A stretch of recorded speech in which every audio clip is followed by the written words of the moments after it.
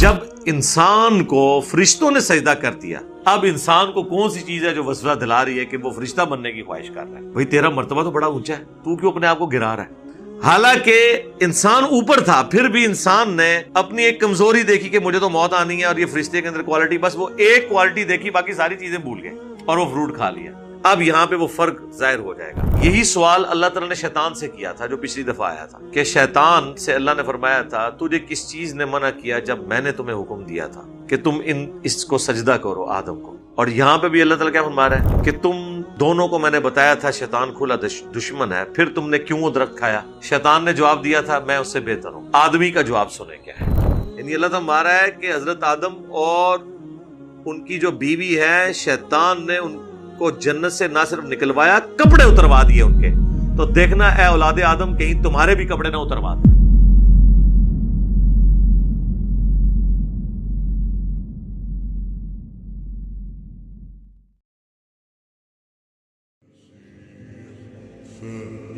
اور اب اللہ تعالیٰ نے آدم علیہ السلام کو نصیحت کی ہے اور ان کی بیوی کو، سیدہ حوا کو، وَيَا آدَمُ اسْكُنْ أَنْتَ وَزَوْجُكَ الْجَنَّةَ، اور ہم نے آدم سے کہا کہ تم اور تمہاری بیوی اب رہو جنت میں، فَكُلَا مِنْ حَيْثُ شِئْتُمَا، اور جہاں سے جو چاہو تم کھاؤ۔ یہ جنت اب تمہارے لیے رہنے کی جگہ ہے۔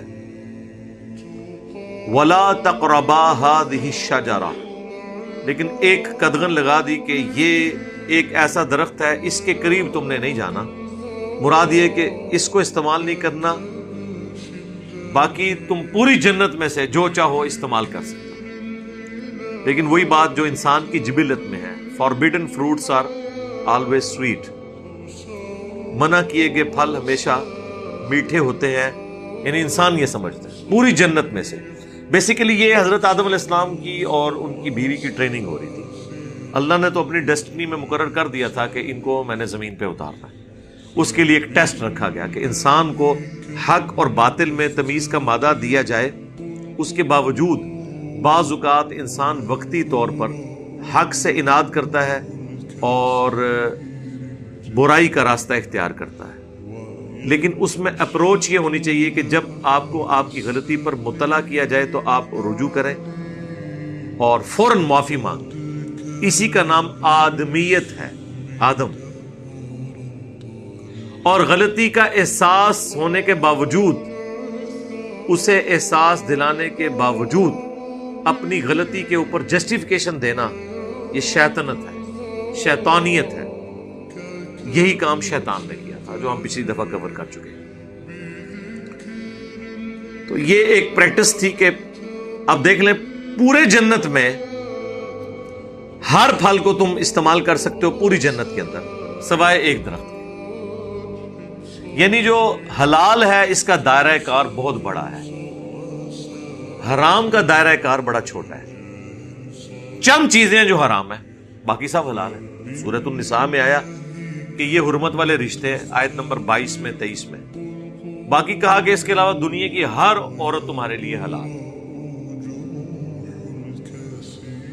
باقی آپ دیکھ لیں کھانے پینے کی چیزوں میں بھی چند ایک چیزیں جو حرام ہیں، باقی جو چیز نہیں بتائے گی وہ اپنی اصل میں حلال ہے۔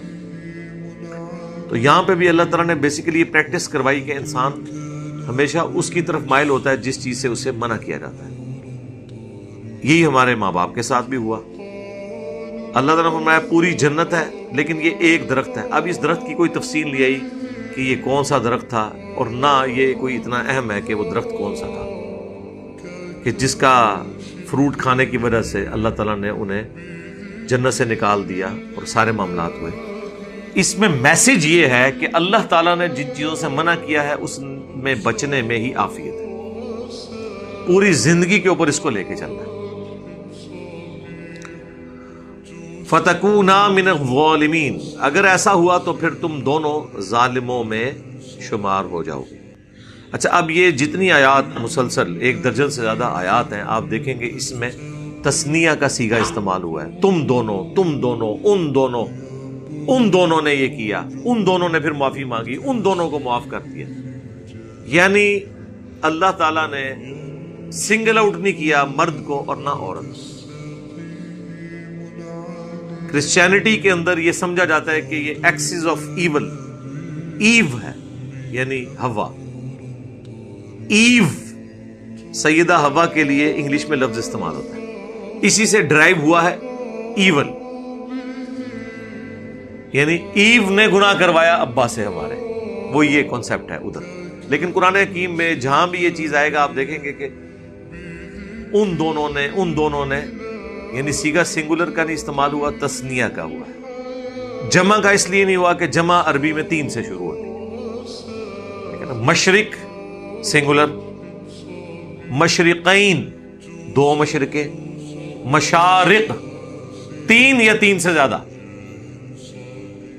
تو یہاں پہ آپ دیکھیں تثنیہ کے صیغے آپ کو ملیں گے.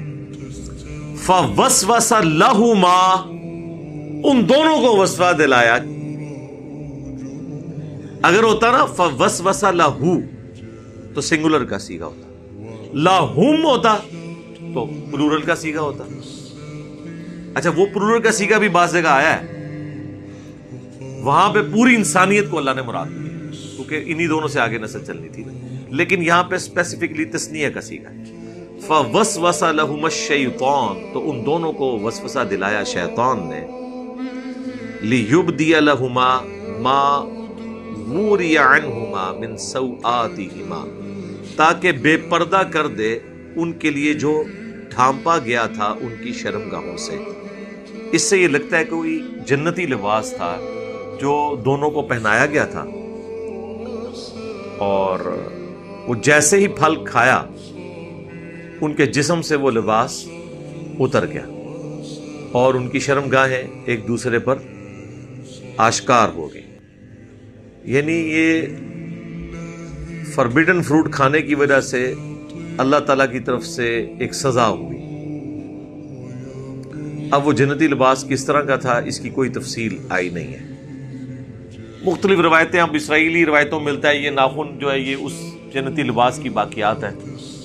میری تو نہیں عقل مانتی کہ اس طرح کا کوئی لباس ہو، تو بڑا ہارڈ ہے پورے جسم پہ تو یہ ہو، واللہ عالم. باقی اس میں صرف اتنا ہی ذکر ہے کہ ان کے جسم کے جو جنتی لباس تھا وہ اتار دیا گیا اور شرمگاہیں ان کے لیے ظاہر ہو گئی. اس میں یہ بھی شائبہ ملتا ہے کہ شاید اس سے پہلے سیکس کے حوالے سے کوئی ایجوکیشن نہیں تھی، نہ یہ پتا تھا کہ یہ چھپانے کی جگہ اللہ تعالیٰ نے یہ اس کھانے کی وجہ سے ان کے اندر یہ کمپیٹنسی پیدا ہوگی کہ ان کو اس چیز کی شناخت بھی ہوگی. اور آج بھی آپ دیکھ لیں جو کھاتے پیتے لوگ ہیں نا ان کے اندر یہ اس طرح کی چیزیں زیادہ کودتی ہیں. جس کو 2 وقت کی روٹی کی فکر ہو وہ بیچارہ ان کاموں میں نہیں پڑتا. عیاشی سارے وہ لوگ کرتے ہیں جن کے پیٹ بھرے ہوئے ہوتے ہیں، جتنا کھاتے ہیں اتنی شہوت ان کے اندر کودتی ہے. وقال، اور کہا، کس نے؟ شیطان کی طرف آ رہا ہے کہ شیطان نے جو وسوسہ دلایا تو وہ کون سا وسوسہ تھا؟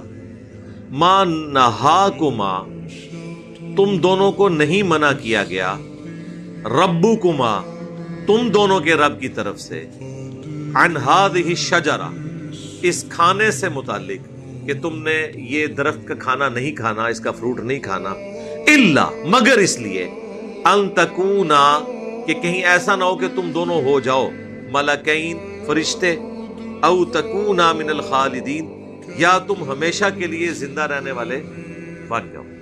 شیطان نے انہیں وسوسہ کیا دلایا؟ اچھا اب وہ کہتے ہیں جی شیطان کی شکل میں آیا تھا. وہ بھائی جس شکل میں بھی آیا تھا آپ کا اس سے کیا لینا دینا؟ وہ جی شیطان جنت کے اندر کیسے چلا گیا؟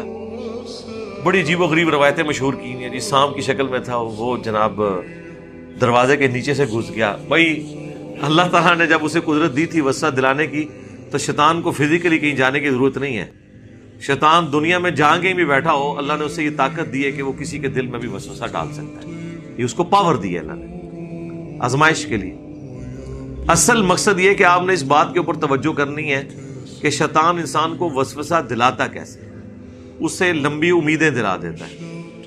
جینے کی خواہش ہمیشہ کے لیے یہ انسان کے اندر موجود ہے. انسان کی انسٹنکٹ میں ہے کہ وہ مرنا نہیں چاہتا، اور یہ خواہش اللہ تعالیٰ جنت میں اس کی پوری کر دے گا، ہمیشہ کی زندگی اسے مل جائے گی. ایک یہ خواہش ہے، دوسرا خدا بننے کی خواہش ہے انسان کی، اسی لیے انسان نے خدائی کا دعویٰ کیا ہے۔ یہ خواہش بھی اللہ تعالیٰ پوری کر دے گا اس درجے میں کہ خدا کی جو کوالٹی ہے کن فیکون، کہ جو خواہش کرو وہ تمہیں مل جائے، یہ انسان کو اللہ تعالیٰ دے دے گا۔ البتہ خالق اور مخلوق کا فرق تو رہے گا ظاہر، یہ نہیں ہو سکتا کہ خالق اور مخلوق کا فرق ختم ہو جائے۔ ہماری زندگی مستعار ہے اللہ سے، اللہ کی ذاتی ہے، ہماری ادھار کی ہے۔ ہم بھی ہمیشہ زندہ رہیں گے لیکن اللہ کے عطا کرنے پر۔ اللہ کی زندگی اپنی ہے، وہ کسی کا محتاج نہیں۔ ہماری خواہشات کی تکمیل اللہ کی وجہ سے ہوگی، کن فیکون، یہ اللہ کی عطا سے ہوگا۔ اللہ کی یہ کوالٹی اپنی ہے، وہ الحی القیوم، وہ زندہ ہے، سب کو تھامنے والا ہے۔ اسی کے لیے میں نے ایک ٹرم ڈیوائز کی ہے، منی گاڈ، اس اعتبار سے کہ اللہ تعالیٰ انسان کی وہ چھپی ہوئی خواہش، تو مجھے بتائیں انسان کے اندر جو یہ خواہش ہے یہ رکھی کس نے؟ اللہ نے۔ کریٹر سے بہتر کون سمجھ سکتا ہے؟ الا یعلم من خلق، کیا وہی نہ جانے گا جس نے تمہیں پیدا کیا؟ یہ آتا ہے نا سورۃ الملک، اسے پتا ہے اس نے کیا کیا خواہش رکھی ہے۔ سیکس رکھا ہے، اللہ نے حوریں رکھ دی ہیں۔ کھانے کی خواہش رکھی ہے، ہر کھانے کی چیز وہاں پہ موجود ہے۔ انسان کی مرضی چلے، خدائی کا دعویٰ کیوں کیا فرعون نے؟ تاکہ اس کی مرضی چلے، لوگ اس کی بات مانیں، اس کا آرڈر چلے۔ سر فرعون کو تو مصر ملا تھا، بخاری مسلم اٹھائیں، جو سب سے آخر میں جنت میں جائے گا ہزاروں لاکھوں سال کا اپنا عذاب بھگتنے کے بعد، ڈائریکٹ نہیں، صرف ایک کلمے کی برکت سے سب سے آخر میں جو جنت میں جائے گا اسے پلانٹ ارتھ سے 10 گنا بڑی جنت ملے گی۔ پلانٹ ارتھ، یہاں تو لوگ ایک ملک پہ حکومت چاہتے ہیں نا، ایک سٹی پہ حکومت چاہتے ہیں، یا زیادہ تر پوری دنیا پہ چاہتے ہوں گے نا۔ وہ بھی دنیا پہ ان کی حکومت نہیں ہوتی ہے، دنیا کے انسانوں پہ ہوتی ہے۔ 2/3 تو سمندر ہے، اس کے اندر مخلوقات ہیں، مخلوقات پہ نہیں ہوتی ہے۔ کسی درخت کو کوئی امریکن صدر حکم دے کہ تو فروٹ اگا سکتا ہے، لیکن سر یہ تو ہر جنتی کو وہاں پہ مل جانا ہے۔ 10 گنا بڑی جنت، یہ جو اتنی گلیکسیز دریافت ہو رہی ہیں، یہ سرکار ہمارے لیے ہیں، یہ ہمارے باپ کی میراث ہے، انشاءاللہ ہمیں ملنے والی ہے انشاءاللہ تعالی۔ تو وہاں پہ انسان کا حکم چلے گا، موت نہیں آئے گی، حکم چلے گا، ہمیشہ کی زندگی مل جائے گی، اور کیا چاہیے؟ سب کچھ مل گیا۔ بخاری مسلم دونوں میں آتا ہے کہ جنتی جب جنت میں جائیں گے تو اللہ تعالیٰ کی طرف سے ندا دی جائے گی، مسلم میں تو ذرا تفصیل کے ساتھ ہے، تمہیں مبارک ہو، آج کے بعد کبھی موت نہیں آئے گی، ہمیشہ زندہ رہو گے، آج کے بعد بوڑھے نہیں ہوگے، ہمیشہ جوان رہو گے، آج کے بعد کوئی بیماری تمہیں نہیں آئے گی، ہمیشہ خوشحال رہو گے، اور چوتھی چیز، اب اللہ تم سے ناراض کبھی نہیں ہوگا۔ یار یہ سب سے بڑی تلوار ہے جو ایک انسان کے اوپر لٹک رہی ہے۔ پوری زندگی بولین الجبرا ہے، 0 1 0 1 0 1۔ میں نے یہ ادھر 1 کر دینا ہے کیونکہ اس پہ اللہ کی رضامندی ہے اور ناراضگی نہیں ہے، یہاں میں نے 0 کر دینا ہے کیونکہ یہ اللہ نے منع کیا۔ یہ جو ٹینشن کی زندگی ہے، جو صحیح مسلم میں آئے کہ مؤمن کے لیے دنیا قید خانہ ہے اور کافر کے لیے جنت ہے۔ قید خانہ ہے نا اس حوالے سے، ویسے تو حسنہ ہے سرکار، ہم سے کوئی پوچھے، ہم قید خانے میں بھی جنت میں رہ رہے ہیں۔ یعنی میں تو اس وقت دنیا میں جو بڑے بڑے قید خانوں میں زندگی گزار رہے ہیں ان میں سے میں ایک آزاد زندگی نہیں گزار سکتا۔ ونریبل ہوں نا دعوت کے والے سے، بزرگان دین اور ان کے ماننے والوں سے خطرات لاحق ہے، کافروں سے نہیں، بزرگان دین کے ماننے والوں سے۔ لیکن جو فی دنیا حسن ہے کہ دنیا میں اللہ تعالیٰ آپ کو ایک غنی کر دیتا ہے، آپ گاڈ اورینٹڈ ہو جاتے ہیں، اللہ کی طرف متوجہ ہوتے ہیں، تو دنیا میں تکلیف جھیلنا آسان ہو جاتا ہے۔ تکلیفیں ختم نہیں ہونی، اگر ہونی ہوتی تو پیغمبروں کی ختم ہو جاتی، حسین ابن علی کی ختم ہو جاتی، نہیں ختم ہوئی۔ جھیلنا آسان ہو جائے گا، اسی کو کہا گیا فی الدنیا حسنہ وفی الآخرۃ حسنہ، تو پھر واقعی وہ اپنی پرفیکٹ ڈیفینیشن میں حسنہ ہوگا۔ دنیا ناقص ہے، آخرت پرفیکٹ ہے۔ اس کی ایک اور بڑی مثال ہے، دنیا میں آپ جتنی مرضی محنت کر دیں، جو آپ کا مقدر ہے وہ آپ کو ملے گا۔ یہ ہو نہیں سکتا کہ کہ جو آپ نے محنت کی ہے ایگزیکٹلی اتنا آپ کو ملے. یہ ہو سکتا ہے کہ آپ نے کم محنت کی زیادہ مل گیا، کیونکہ دنیا میں یہ نقص ہے. لیس للانسان الا ما سعی. یہ آخرت کے بارے میں، دنیا کے بارے میں نہیں ہے. جو انسان کوشش کرتا ہے اس کے لیے وہی ہے. آخرت میں ایسا نہیں ہے. دنیا میں اگر کسی نے ایفرٹ پٹ کی ہے نا، ایٹ لیسٹ اتنا تو اسے ملے گا، بلکہ اتنا بھی نہیں. قرآن نے کہا 10 گنا، اور کسی کے لیے 700 گنا، کسی کے لیے اس سے بھی زیادہ. آخرت میں یہ نقص نہیں ہوگا. یہ دنیا کا نقص ہے کہ ایک بندہ ایفرٹ کرتا ہے، کامیاب ہو بھی سکتا ہے، ناکام بھی ہو سکتا ہے. آخرت میں اس نے کامیاب ہونا ہی ہونا ہے، 10 گنا اس کو ملنا ہے کم از کم. اسی بات کو اللہ تعالیٰ یقین دلانے کے لیے نا بار بار آخرت کے بارے میں کہتا ہے اللہ تعالیٰ اپنے وعدے کی خلاف ورزی نہیں کرتا. یہ بات کیوں کہتا ہے اللہ؟ دنیا کے لیے تو نہیں کہتا، کیونکہ دنیا کے بارے میں تو اللہ نے کہہ دیا انہیں اپنی مرضی سے دینی ہے. اس لیے دنیا میں اللہ نے وعدہ بھی نہیں کیا ہوا اس طرح کا. آخرت کا اللہ کا وعدہ ہے کہ نہ رسولوں کے وعدے جھوٹے ہوں گے، نہ اللہ کا وعدہ جھوٹا ہوگا. جس نے محنت کی ہے، یہ اکثر لوگ کہہ دیتے ہیں نا منو تے اللہ نے جہنم میں جی سٹ رہا ہے. نعوذ باللہ، کبھی بھی نہیں یہ کہنا چاہیے. بخاری مسلم کی حدیث ہے میں اپنے بندے کے گمان کے قریب ہوں جیسا میرے بارے میں گمان کرے. لیکن چھڑا گمان ہی نہیں، نرا گمان نہیں. ایفرٹ پٹ کرنے کے بعد میں نے دیکھا کہ یہ لوگ بڑے کانفیڈنٹ ہیں، دھڑلے سے برائیاں کرتے ہیں، کہتے ہیں نہیں جی اللہ بخش دے گا، مجھے پتا ہے. تو انہوں کچھ بھی نہیں پتا، ڈنگرا کچھ بھی نہیں پتا. اگر یہ بات ہوتی تو پیغمبر ڈرا کے جاتے. ہاں، پوری ایفرٹ پٹ کرنے کے بعد اگر آپ سے کوئی پوچھے کہ ہاں جی آپ کو یقین ہے آپ نے جنت میں جانا ہے، تو آپ کہا کریں انشاءاللہ مجھے یقین ہے میں نے جنت میں جانا ہے، کیونکہ میرے پیغمبر کا وعدہ سچا ہے، میرے رب کا وعدہ سچا ہے کہ جو پیغمبروں کی پیروی کریں گے ہم انہیں جنت میں بھیجیں گے. یہ قصہ آدم اور ابلیس جب شروع میں آیا ہے سورۃ البقرہ میں، تو اللہ تعالیٰ نے کیا فرمایا؟ قُلْ نَهْبِطُوا مِنْهَا جَمِيعًا. پھر ہم نے آدم اور اس کی بیوی سے کہا تم سب کے سب زمین میں اتر جاؤ. فَإِمَّا يَأْتِيَنَّكُم مِّنِّي هُدًى. اب جب کبھی بھی کوئی میری طرف سے ہدایت کی کتاب تمہارے پاس آئے گی، فَمَن تَبِعَ هُدَايَ فَلَا خَوْفٌ عَلَيْهِمْ وَلَا هُمْ يَحْزَنُونَ. جو بھی قرآن کی یا کتابوں کی پیروی کر لیں گے پیغمبروں کی، انہیں قیامت کے دن نہ کوئی خوف ہوگا نہ کوئی غم. اور جو اللہ کی آیات کو جھٹلائیں گے وہ ہوں گے اہل جہنم، رہیں گے اس میں ہمیشہ ہمیشہ. اللہم اجرنا من النار. اللہم انا نسألک جنت الفردوس مع النبیین والصدیقین والشہداء والصالحین. آمین. تو وہاں پہ دیکھ لیں اللہ نے وعدہ کر دیا ہے آخرت میں کوئی نقصان نہیں. اس لیے آپ دیکھیں جگہ جگہ قرآن میں یہ بھی آتا ہے ہم کسی کے عمل کرنے والے کے عمل میں کمی بھی نہیں کریں گے، اس کو کوئی نقصان بھی نہیں ہوگا. یہ اس لیے کہا جاتا ہے کہ دنیا میں یہ رول نہیں ہے نا. انسان کو وسوسہ آ سکتا تھا کہ اگر محنت کا رزلٹ ہی نکلنا ہے تو ڈاکٹر طاہر القادری صاحب نے تھوڑی محنت کی ہے، وزیر اعظم تو کوئی نہیں بنے. ہاں، کسی کو خیال آ سکتا ہے نا، ہر حربہ انہوں نے استعمال کیا.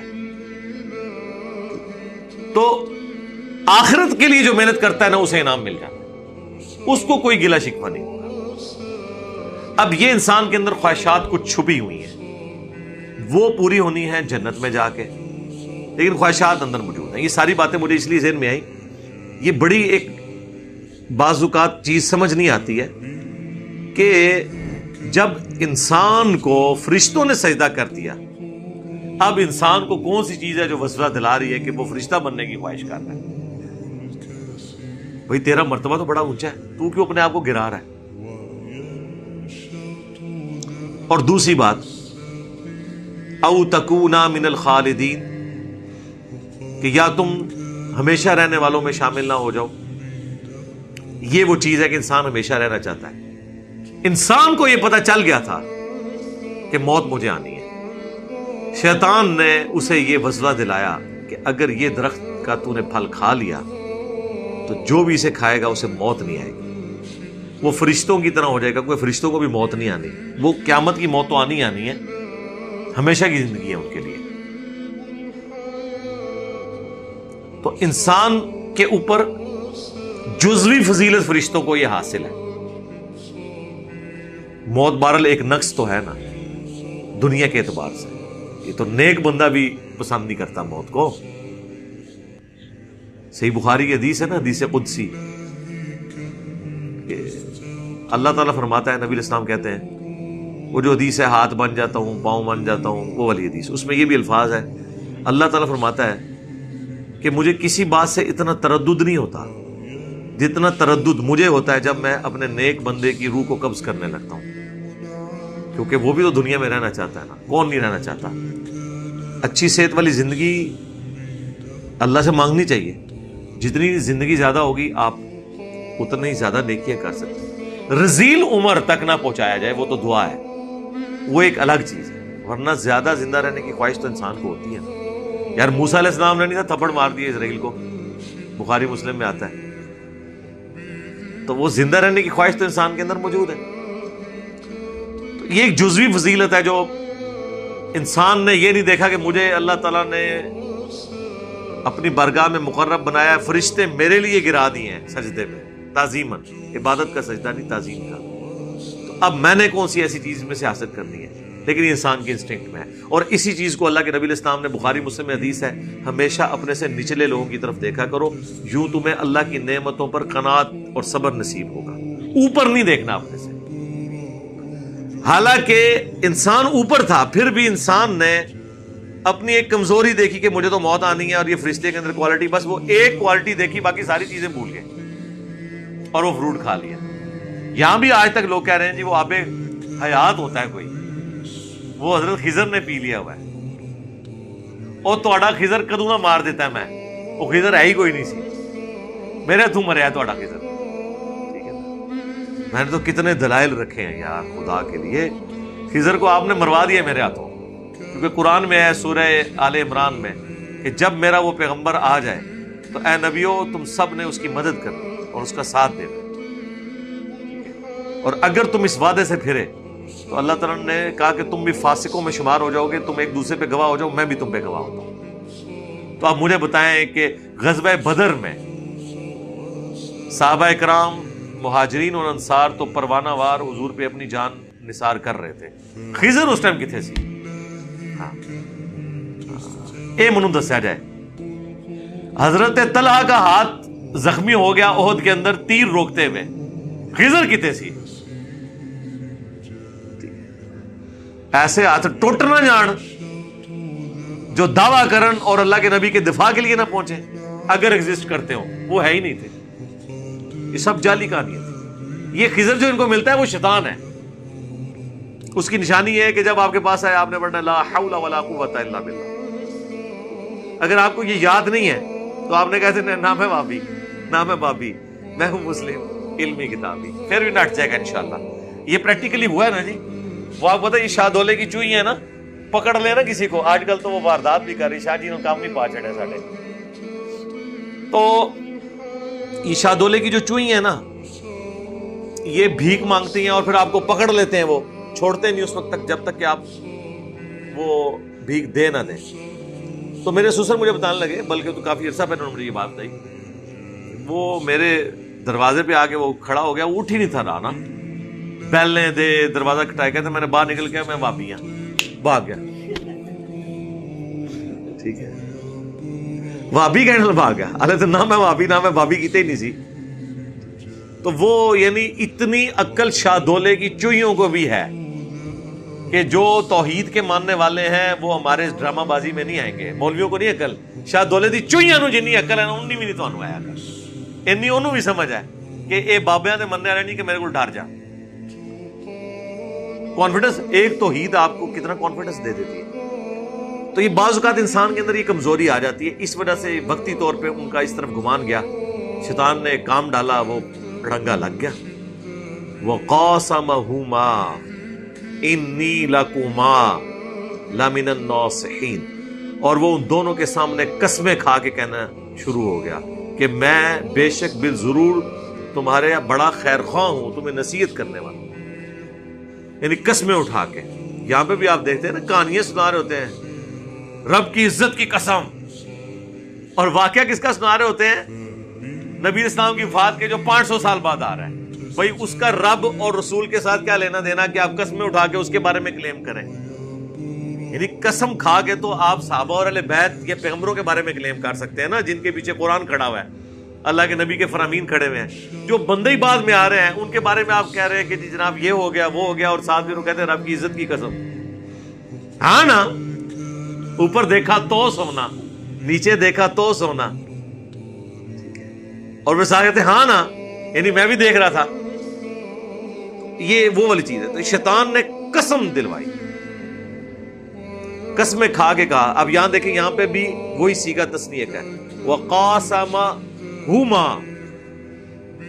إِنِّي لَكُمَا، دونوں کے صیغے کے ساتھ، لَمِنَ النَّاصِحِينَ، ضرور بالضرور خیر خواہ، فَدَلَّاهُمَا بِغُرُورٍ، تو شیطان نے ان کو آخر گرا دیا دھوکہ دے کے، بہکا ہی دیا۔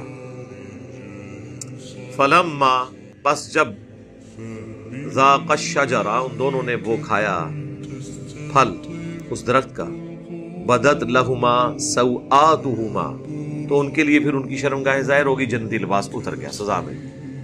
وطفقا یخصفان علیہما من ورق الجنہ، تو اب جیسے شرمگاہیں ظاہر ہوئی تو ظاہر ہے کہ وہ انسان کی جبلت ہے، تو انہوں نے درختوں کے پتوں سے اپنی شرمگاہوں کو چھپانا شروع کر دیا۔ ظاہر ہے اس وقت کوئی فیکٹری نہیں لگی ہوئی تھی، وہی کپڑے تھے، ایک ہی جوڑا تھا، وہ بھی اللہ نے لے لیا، اور پھر جب اللہ لے لے تو پھر تو کچھ نہیں ہو سکتا، تو پھر انہوں نے درختوں کے پتوں سے اپنے جسم کو ڈھانپنا شروع کر دیا۔ وَنَادَاهُمَا رَبُّهُمَا، تو اس وقت پھر ان کے رب نے ان دونوں کو ندا دی، أَلَمْ أَنْهَكُمَا عَنْ تِلْكُمَا الشَّجَرَةِ، کیا میں نے تم دونوں کو اس درخت کے حوالے سے منع نہیں کیا تھا؟ وَأَقُلْ لَكُمَا إِنَّ الشَّيْطَانَ لَكُمَا عَدُوٌّ مُّبِينٌ، اور میں نے تمہیں یہ بھی بتایا تھا کہ بے شک شیطان تمہارا کھلا دشمن ہے۔ ظاہر ہے کہ شیطان بنے ہی ان کی وجہ سے تھا نا، انکار، یعنی سبب تو وہی بنے نا، تو جیلسی فیکٹر، اسی لیے ابلیس کہا جاتا ہے، ابلیس جیلسی رکھنے والا، حسد کرنے والا۔ تو اللہ نے فرمایا میں نے تمہیں یہ بتایا تھا، پھر بھی تم سے یہ ہو گیا۔ اب یہاں پہ وہ فرق ظاہر ہو جائے گا۔ یہی سوال اللہ تعالیٰ نے شیطان سے کیا تھا جو پچھلی دفعہ آیا تھا، کہ شیطان سے اللہ نے فرمایا تھا تجھے کس چیز نے منع کیا جب میں نے تمہیں حکم دیا تھا کہ تم اس کو سجدہ کرو، آدم کو۔ اور یہاں پہ بھی اللہ تعالیٰ کیا فرما رہا ہے کہ تم دونوں کو میں نے بتایا تھا شیطان کھلا دشمن ہے، پھر تم نے کیوں وہ درخت کھایا؟ شیطان نے جواب دیا تھا میں اس سے بہتر ہوں۔ آدمی کا جواب سنیں کیا ہے، اور دیکھ لیں کہ ہم آدم کے ساتھ ہیں یا شیطان کے ساتھ۔ قالا، ان دونوں نے کہا ربنا ظلمنا انفسنا، اے ہمارے رب ہم نے ظلم کیا اپنی جانوں پر، وَإِن لَّمْ تَغْفِرْ لَنَا، اور اگر تو نے ہمیں معاف نہ کیا، وَتَرْحَمْنَا، اور ہم پر رحم نہ فرمایا، لَنَكُونَنَّ مِنَ الْخَاسِرِينَ، تو ہم ضرور بالضرور خسارہ پانے والوں میں ہو جائیں گے۔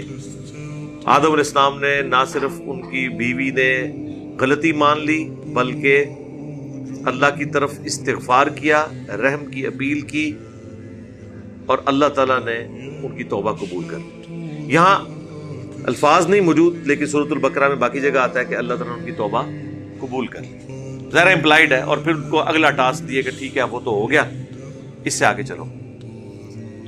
اب قرآن میں واضح قصہ آدم اور ابلیس میں حضرت آدم علیہ السلام کی توبہ کا ذکر بھی آیا، یہ دعا بھی آ گئی۔ اس دعا کے ہوتے ہوئے فضائل اعمال کے اندر جو کچھ لکھا ہوا ہے المستدرک للحاکم کے حوالے سے، جو بریلوی اور دیوبندی دونوں بیان کرتے ہیں، اور بڑی ہوشیاری کے ساتھ فضائل اعمال والے بابا جی نے عربی میں نیچے لکھا ہوا ہے کہ یہ حدیث ضعیف ہے، لیکن وہ عربی میں لکھا ہوا ہے۔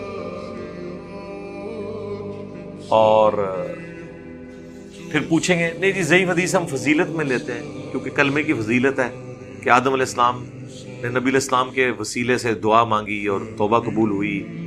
اللہ نے پوچھا تجھے کیسے پتہ چلا؟ تو اللہ تعالیٰ سے عرض کی انہوں نے کہ میں نے تیرے نام کے ساتھ کلمے میں وہ نام لکھا ہوا دیکھا تھا، تو میں تجھے اس کا وسیلہ پیش کرتا ہوں۔ اچھا، وہ کہتے ہیں ہم یہ کلمے کی فضیلت میں یہ پیش کر رہے ہیں۔ یہ جتنے فضائل بیان کرتے ہیں نا ضعیف روایتوں سے، بناتے تو اس سے عقیدہ ہے، پھر آگے عقیدہ تو خود بخود بن گیا نا کہ آپ نے پھر وہ آگے نبی علیہ السلام تک نہیں نہ رہتے، بزرگوں کے بھی واسطے وسیلے ڈالتے ہیں. ہمیں کہتے ہیں ہم فضیلت میں لے رہے ہیں ان کی فضیلت میں، اور خود اس سے عقیدہ بنا لیتے ہیں. آپ کو سمجھ آئی کتنی بڑی دو نمبری ہے؟ بتا رہے فضیلت ہو تو پھر فضیلت پہ ہی رکھو، گھڑتے عقیدہ ہو. اور اس سے بھی آگے چلے جاتے ہیں، اپنی مرضی کی چیزیں مانتے ہیں. اب دیوبندیوں سے کہیں کہ انگوٹھے چومنے والی روایتیں بھی تو ہیں، فضائل میں لے لو نا کہ حضرت ابوبکر صدیق نے کہا کہ جو انگوٹھے چومے گا میں جو ہوں، نبی علیہ السلام نے مجھے گارنٹی دی ہے کہ اللہ کے نبی علیہ السلام اس کی شفاعت کریں گے. تو وہ کہیں گے نہیں جی وہ بریلوی کرتے ہیں، ہم نے نہیں چومنے. تو فضیلت، یہ فضیلت تو اس میں نقل ہوئی ہے نا. اب فضیلت یہاں تک نہیں رہی، انہوں نے اسے عقیدہ بنایا کہ اس سے شفاعت ملے گی. اگلا عقیدہ یہ کہ جو چوم نہیں رہا اس میں بغض ہے. کہتے ہیں دیکھیں دو بندوں کے سامنے آپ نبی علیہ السلام کا نام لے رہے ہیں، ایک انگوٹھے چوم رہا ہے ایک نہیں چوم رہا، تو عاشق رسول کون ہے؟ بھائی عاشق رسول وہ ہے جو درود شریف پڑھ رہا ہے، کیونکہ نبی علیہ السلام نے تو اس کا حکم دیا تھا. جو جامعہ ترمذی میں حدیث ہے، جس شخص کے سامنے میرا ذکر ہو اور مجھ پر درود نہ پڑے وہ کنجوس ہے. اللہم صلی علی محمد وعلی آل محمد. اور ترمذی میں اور حاکم میں موجود ہے وہ برباد ہو جائے وہ شخص جس کے سامنے میرا ذکر ہو مجھ پر درود نہ پڑے. اللہم صلی علی محمد وعلی آل محمد. ایک مجلس میں ایک دفعہ پڑھ لینا کافی ہے. انگوٹھے چومنے کے اوپر زور ہے، صلی اللہ علیہ وآلہ وسلم کہنے کے اوپر نہیں ہے. اور درود شریف بھی پڑھیں گے تو آدھا صلی اللہ علیہ وسلم وآلہ وسلم بہت تھوڑے لوگ پڑھتے ہیں، ٹریننگ میں نہیں. ہاں شیعہ کے ہاں یہ اسٹیبلش ہے وآلہ کے ساتھ پڑھتے ہیں. تو جو کام کرنے والا تھا وہ کیا نہیں اور عقیدے بنا لیے، اور باقاعدہ دعائیں لکھی ہوئی ہیں، پھر وسیلہ اور پتہ نہیں کیا کچھ بناتے ہیں. وسیلے کو ہم بھی مانتے ہیں لیکن یہ والا پنجابی والا وسیلہ نہیں. اس کے لیے میری یوٹیوب کے اوپر ویڈیو دیکھ لیں، وسیلے کے نام پر دھوکہ، وسیلہ اور توسل کے صحیح احکام و مسائل، قبر رسول سے شفاعت، مجھے اپنے بعد تم سے شرک کا خوف نہیں ہے. یہ ساری ویڈیوز ہیں جو میں نے اسی ٹاپک کو کور کیا. توحید سے متعلق 10 دھوکے. تو قرآن میں واضح آ گیا ہے، یہ اتنی امپورٹنٹ دعا تھی یار. 7 دفعہ قصہ آدم اور ابلیس ذکر ہوا ہے. اللہ تعالیٰ نے 7 جگہ مس کر دی ہے وہ دعا جو حاکم کے اندر آ گئی ہے. یہ تو بہت بڑی چیز تھی. دعا تو قرآن میں ہی آئی ہوئی ہے. جب یہ دعا دکھاتے ہیں نا، پتہ ہے وہ کیا کہتے ہیں؟ ایوی سی نالو بھی پڑی سی. اللہ دے بندے ہو، ایک کام تو مولوی کرتے ہیں. صحابہ نے کبھی یہ کام نہیں کیا کہ ربنا آتینا فی الدنیا حسنہ وفی الآخرۃ حسنۃ وقنا عذاب النار کے بعد پڑھے وقنا عذاب القبر وقنا عذاب الحشر. انہوں نے سمجھا کہ حضرت آدم علیہ السلام بھی وقنا عذاب الحشر وقنا عذاب القبر پڑھتے سن نال. انہوں نے یہی پڑھا جو دعا ذکر ہوگی. تمام انبیاء کی دعائیں آپ دیکھ لیں، کوئی واسطے وسیلے اس کے اندر نہیں ہیں. 40 سے زیادہ دعائیں آئی ہیں ربنا کے ساتھ پیغمبروں کی. تو آپ سے کہیں گے نہیں دیکھیں جی پیغمبر اس لیے ذکر نہیں کرتے تھے، پیغمبر اور اللہ تو ڈائریکٹ ہوتا ہے نا جی. اچھا تو اس کا مطلب یہ ہے کہ پیغمبر اپنے ساتھ جوڑنے آئے تھے لوگوں کو، اللہ کے ساتھ جوڑنے نہیں آئے تھے.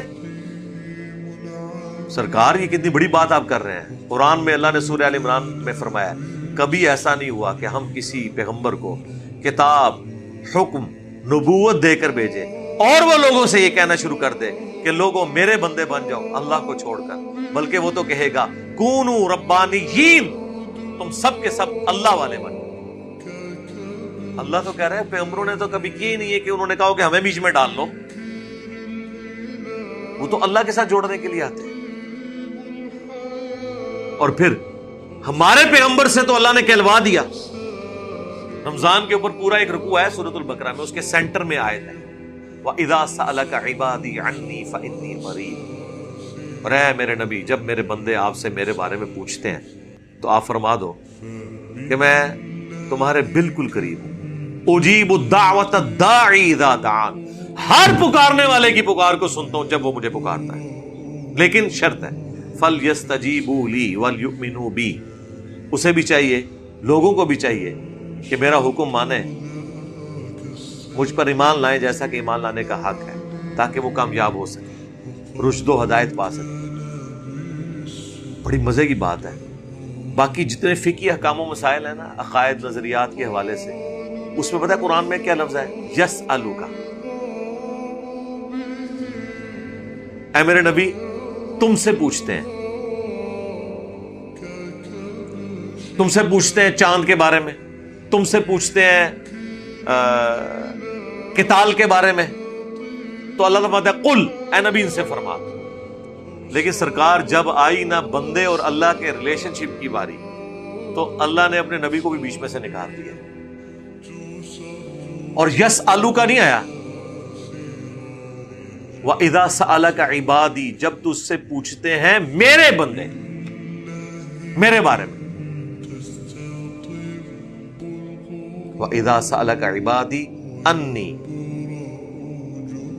اب میرے بندے میرے متعلق تم سے پوچھتے ہیں تو فرماؤ میں تمہارے بالکل قریب ہوں، ہر پکارنے والے کی پکار کو سنتا ہوں جب وہ مجھے پکارے. اب اس موقع پہ تو کہنا چاہیے تھا جب مجھے وہ واسطے ڈالے، جب وہ فلاں دربار پہ جائے، وہ یہ کرے وہ کرے. فَإِنِّي قَرِيب، میں بالکل قریب ہوں. پھر آپ کو مثالیں دیتے ہیں، کہتے ہیں وہ دیکھیں جی چھت پہ اوپر جانے کے لیے سیڑھی کی ضرورت ہے، سیڑھی کے بغیر آپ اوپر جا نہیں سکتے، تو ڈائریکٹ اللہ تک کیسے پہنچ سکتے؟ سر سیڑھی اللہ نے بتا دی ہے نا کہ میرے تک پہنچنے کی سیڑھی یہ ہے کہ مجھے پکارنا ہے، اور کس طریقے پہ؟ جو پیغمبر نے سکھایا. اس میں واسطے وسیلے کہاں سے آ گئے؟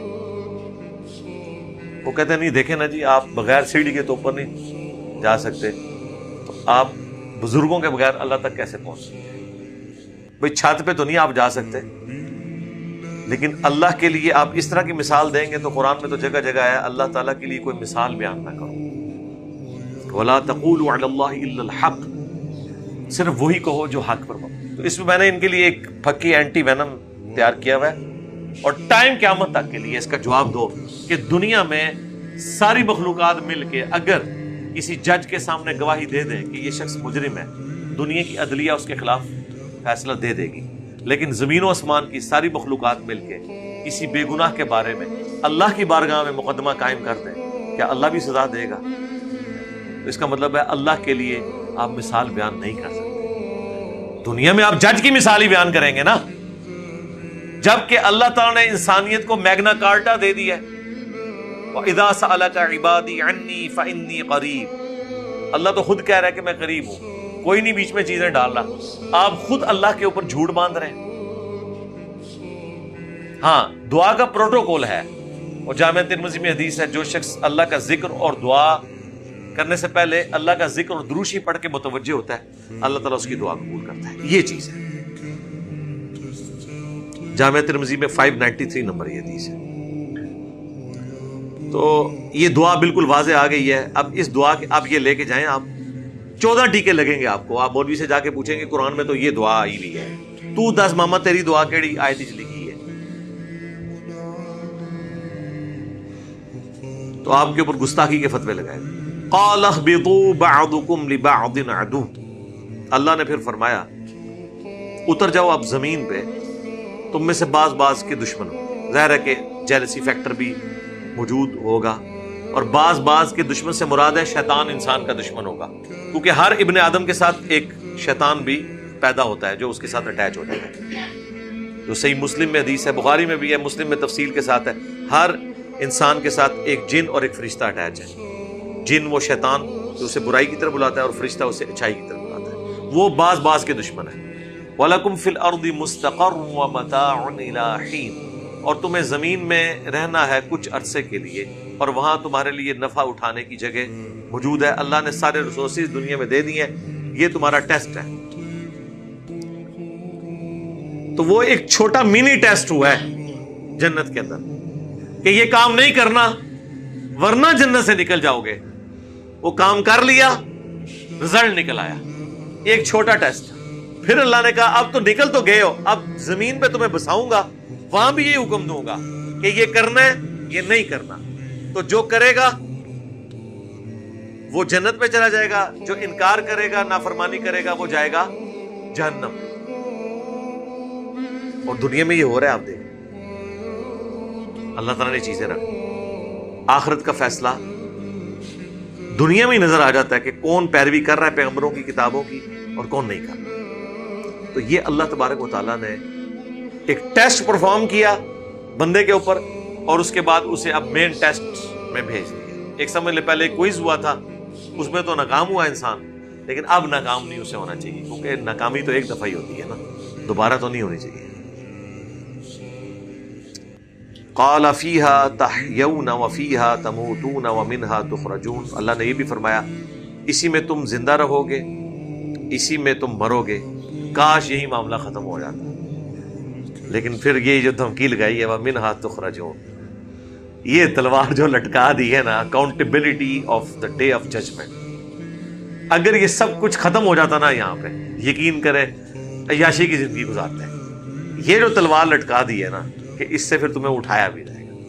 اٹھانے کا مطلب ہے پھر پوچھا جائے گا، ہاں بھائی سنا، لا یسأل عما یفعل وہم یسألون، اللہ کو کوئی نہیں پوچھ سکتا کہ اس نے یہ کیوں کیا، اللہ ہر ایک کو پوچھے۔ اللہم حاسبنا حسابا یسیرا، آمین۔ یا بنی آدم، اے اولاد آدم، قد انزلنا علیکم لباسا، اب چونکہ لباس کا ذکر ہوا تھا، جو کپڑے اتر گئے تھے ہمارے ماں باپ کے، اللہ نے اس کا ذکر کیا ہے کہ ہم نے بے شک اتارا ہے آسمان سے لباس تم پر، یواری سوآتکم وریشا، جو تمہاری شرمگاہوں کو بھی ڈھانپتا ہے اور تمہارے لیے زینت کا باعث بھی ہے۔ ایک تو اس سے پردہ ہے، دوسرا ایک خوبصورتی بھی تو ہے نا لباس۔ یہ آپ نوجوانوں سے پوچھیں نا، جو عجیب و غریب قسم کی پینٹیں پھاڑ کے پھر رہے ہیں، عجیب و غریب قسم کی انہوں نے شرٹیں پہنی ہوئی ہیں، ٹھیک ہے، سوٹ کے اوپر کلفیں لگائی ہوئی ہیں، ٹوپیاں بس کس کس رنگوں کی پہنی ہوئی ہیں، اور ناتھانوں کی پگڑیاں آپ دیکھیں کس کس رنگ کی ہیں، تو زینت تو ہے۔ وَلِبَاسُ التَّقْوَى، اور جو تقوی کا لباس ہے نا، ذَلِكَ خیر، وہ ہے سب سے بہتر۔ یعنی یہ تو ظاہری لباس ہے نا،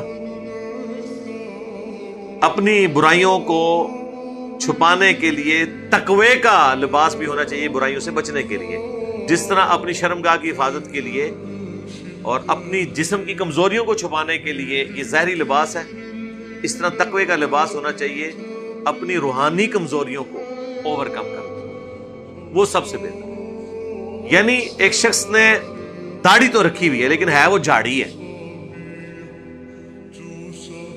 اس کے پیچھے روح کوئی نہیں۔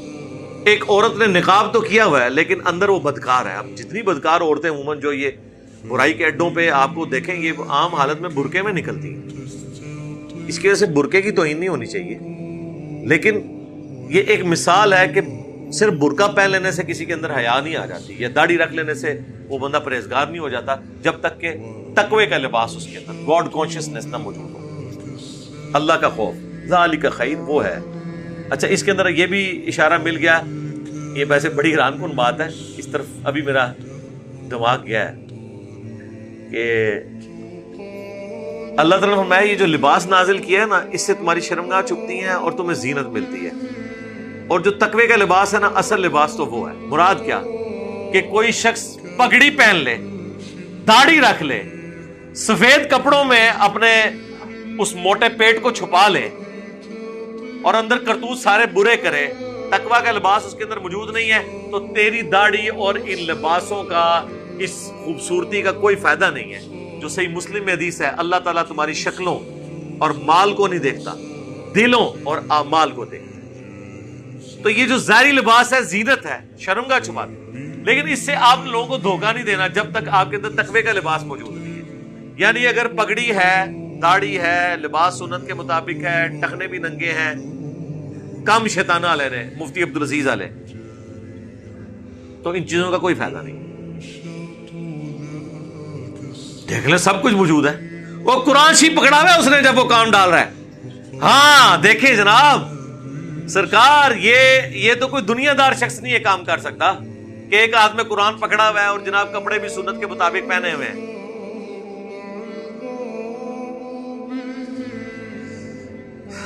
لا حول ولا قوت الا باللہ، ذالک من آیات اللہ، یہ ہے اللہ کی آیات، لعلہم یذکرون، تاکہ تم نصیحت حاصل کر سکو۔ اللہ جیسا کون شفیق ہوگا کہ ہر چیز کھول کھول کے بیان کر رہا ہے۔ یا بنی آدم، اب یہ بہت سخت آیات ہیں، یہ وہ آیات ہیں جن کا درس دینا حرام، جس کو بیان کرنا حرام، کیونکہ اس میں انبیاء کی گستاخی ہو جاتی ہے۔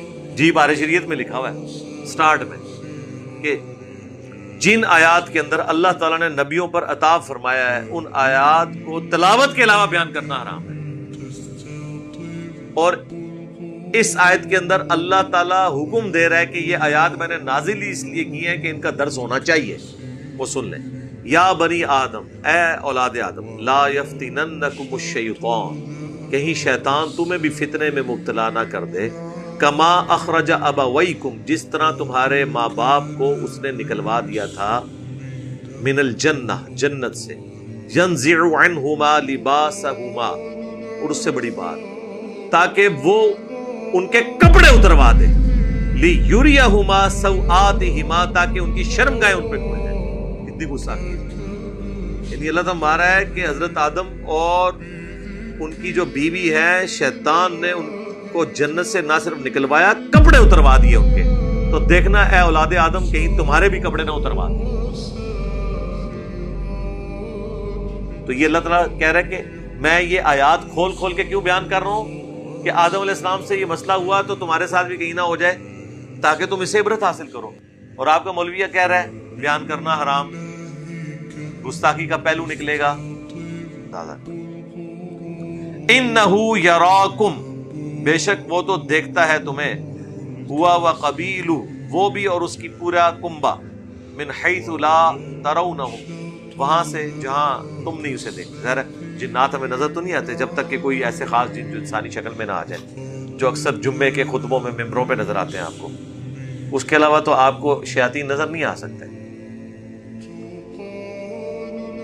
انا جعلنا الشیاطین اولیاء للذین لا یؤمنون، بے شک ہم نے بنا دیا ہے شیاطین کو دوست ان لوگوں کا جو بات نہیں مانتے۔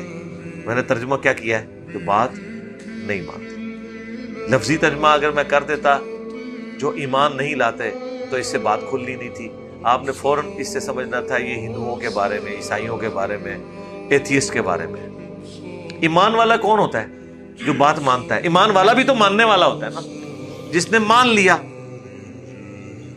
نہ صرف مان لیا بلکہ اللہ رسول کی بھی مان لی۔ تو شیاطین ان لوگوں کے دوست ہیں جو بات اللہ اور اس کے پیغمبر کی نہیں ماننے والے۔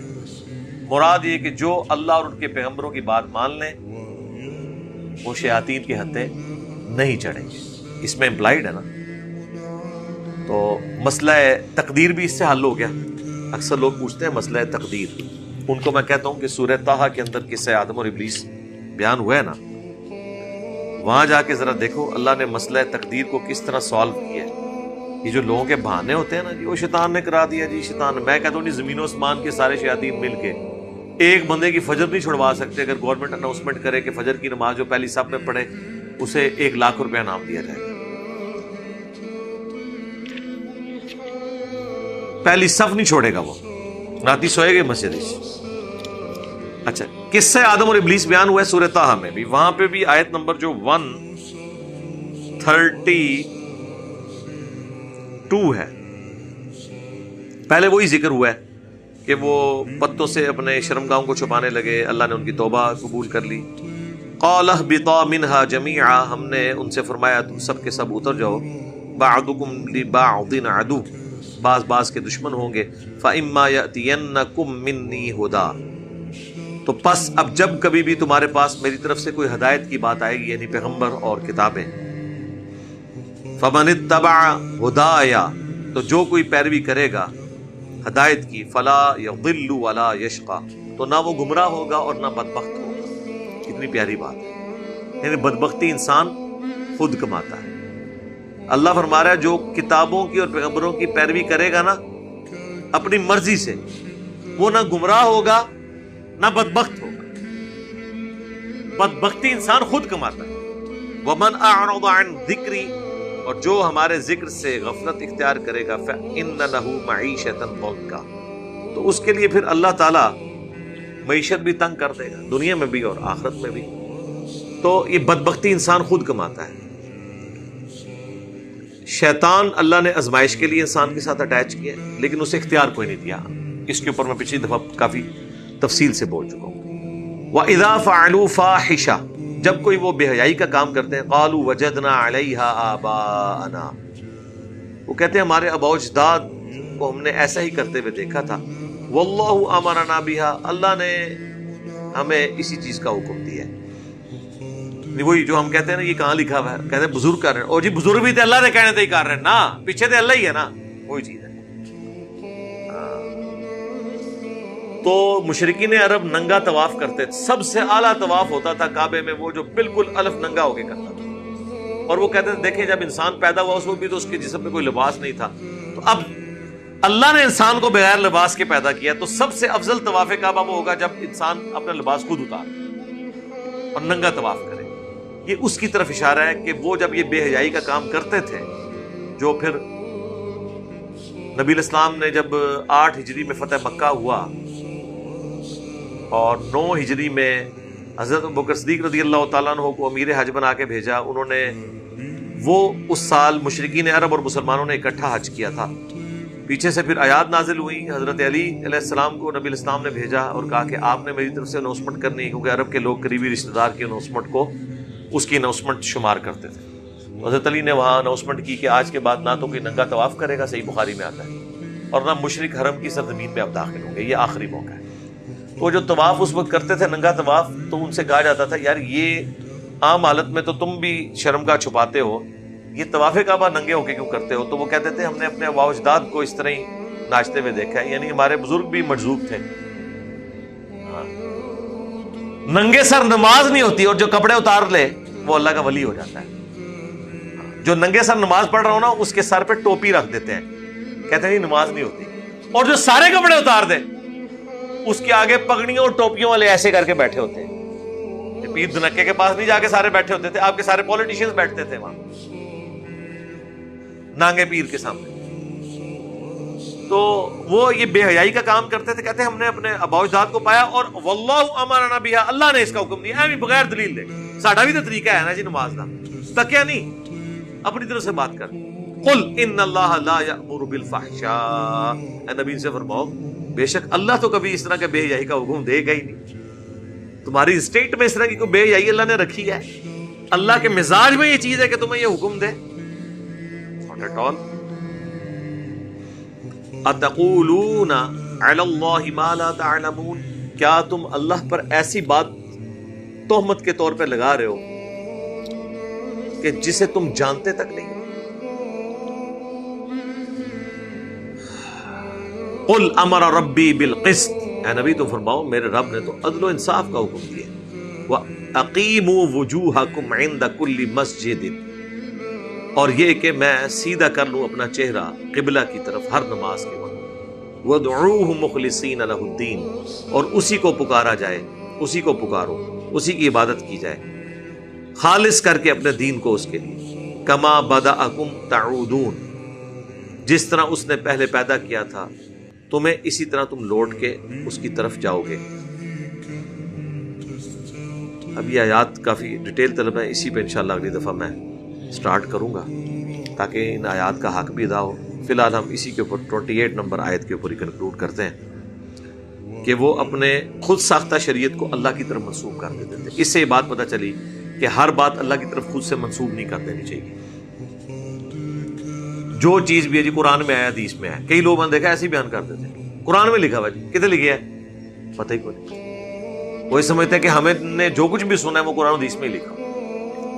اللہ تعالیٰ سے دعا ہے جو حق بات میں نے کہی اللہ تعالیٰ ہمارے دلوں میں راسخ فرمائے. اگر جذبات میں میرے منہ سے کوئی غلط بات نکل گئی اللہ تعالیٰ معاف کر دے. سبحانک اللہم وبحمدک اشہد ان لا الہ الا انت استغفرک واتوب الیک وما علینا الا البلاغ المبین. جزاکم اللہ خیرا.